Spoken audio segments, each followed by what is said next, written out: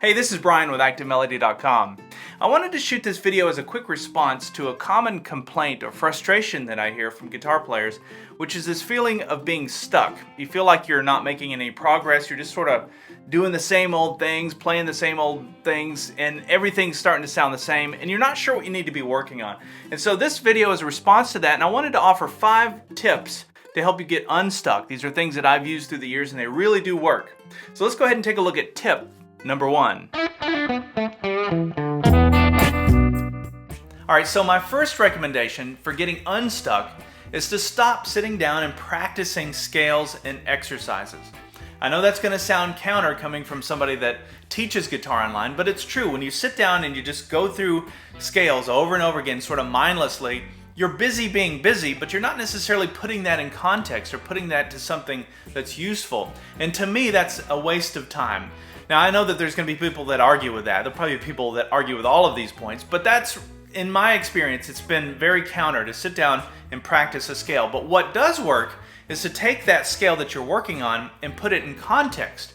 So what I mean by that is find a jam track that's in the key of that scale and start trying to play the notes on top of the jam track. That is learning, and that is progress. And the cool thing about that is you'll start to feel it really quickly. Like within a few minutes, you'll start to hear little melodies come out, and you'll start to understand why you were doing what you were doing. You're not just sitting down going through the motions, but you're starting to create music, and it starts to become fun, and then when it becomes fun, you're motivated to take that to the next level.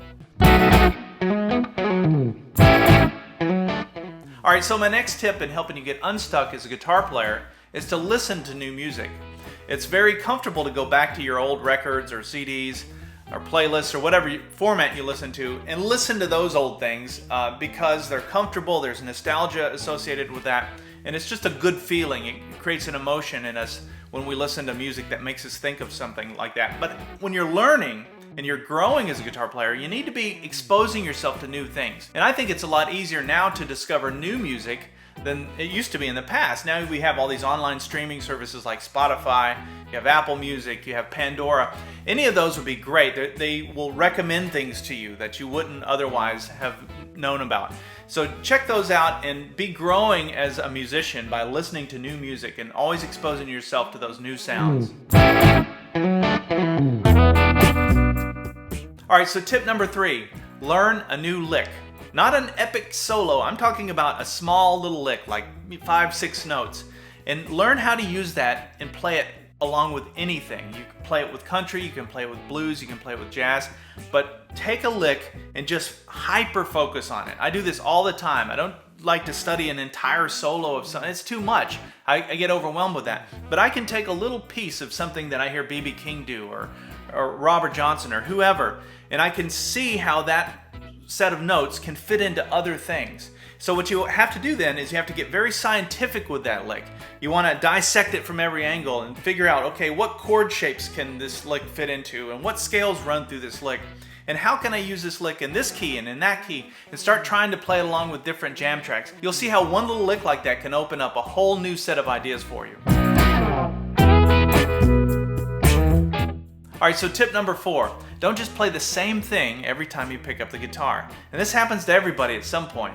And I remember it being like this when I was just learning to play. I had like my own little playlist. It was like I had my 4 songs, and that's really all I was comfortable with. So I kind of burned through those, and then I might play through them again. And I just kept playing the same things every time I picked up the guitar. And then at some point I realized I'm not really growing. I'm not going anywhere.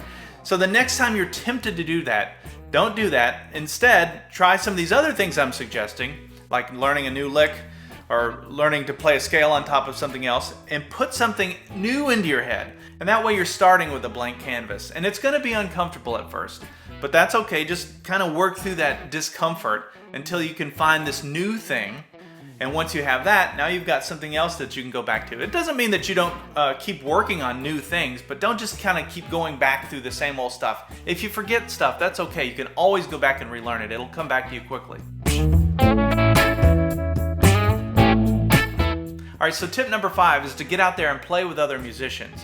Now I realize that's not for everybody. I know some of you are just solo guitar players. You want to sit around the house and just play that way. And that's cool. If that's you, you can skip this one.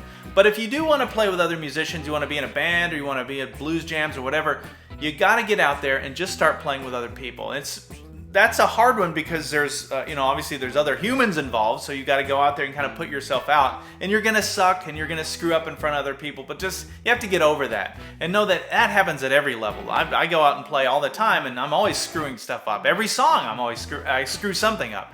But that's okay, it's still fun, and the best learning happens when you play with other people. That's when learning happens at its fastest, in my opinion. It's because you have to be on your toes. You're not as relaxed as you are when you're sitting around on the couch. You feel like in real time you gotta really be learning this stuff. So go out there and connect with other musicians. You'll have the most fun that you'll ever have playing with other people.